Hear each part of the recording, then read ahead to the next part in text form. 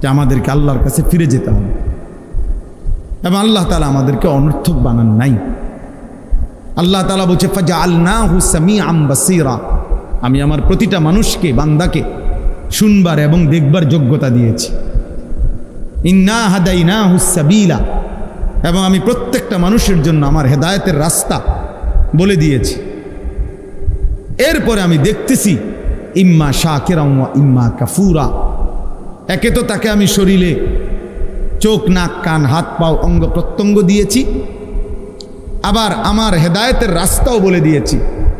আমি নবী পাঠাইছি, রসুল পাঠাইছি, নবী রসুলদের পরবর্তী ওলামা বুজুর্গ আউলিয়া মাশায়েখ তাদেরকেও পৃথিবীতে পাঠিয়েছি। আমি আমার আসমানি কিতাব পাঠিয়েছি, তাহলে সব ব্যবস্থাপনা দিছি। এবার আমি আল্লাহ দেখতেছি ইম্মা শাকিরাম ওয়া ইম্মা কাফুরা, আমার কোন বান্দা আমার প্রতি কৃতজ্ঞ আর আমার কোন বান্দা আমার প্রতি অকৃতজ্ঞ। আল্লাহ বলেন অকৃতজ্ঞদের জন্য আমি জাহান্নামের আযাব রাখছি, কৃতজ্ঞদের জন্য আমি জান্নাতের নিয়ামত রেখেছি।